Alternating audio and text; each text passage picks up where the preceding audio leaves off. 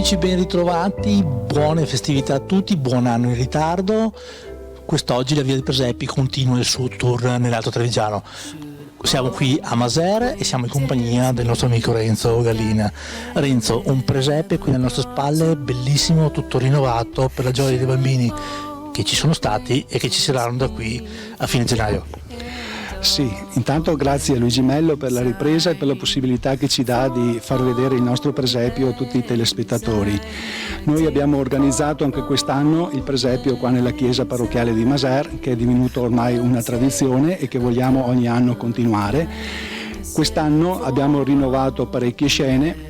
Abbiamo quella centrale, che è la maggiore, quella più importante, che è la scena della Natività nella grotta che richiama la grotta di Betlemme. Poi abbiamo da una parte la zona che riprende geograficamente la zona originale, quindi abbiamo il deserto di Giuda con la fortezza di Masada, abbiamo l'Oasi, abbiamo sullo sfondo anche Petra che si trova in Giordania, e poi dall'altra parte del presepio abbiamo tutte le scene che rappresentano i lavori di un tempo che si facevano qua nella nostra zona, quindi che hanno interessato i nostri nonni e bisnonni.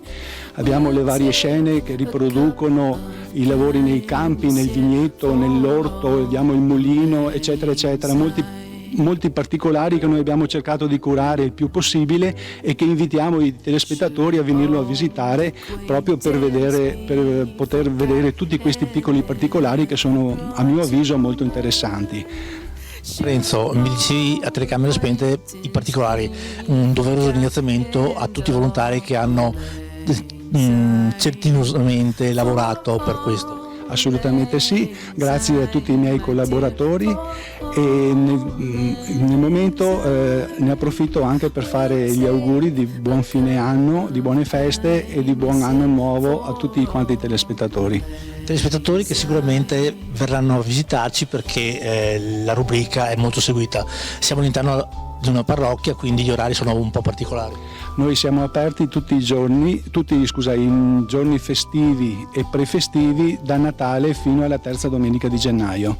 E quindi che dire, Renzo, ti ringraziamo innanzitutto di averci ospitato, noi diamo appuntamento alla prossima puntata. Sarà una puntata particolare perché saremo come oggi in un presepio, in una location particolare, un presepio tutto rinnovato qui a Maser, gli orari appena detti Renzo all'interno della chiesa parrocchiale, e noi ci vediamo domani. Buon anno a tutti, buone feste e arrivederci.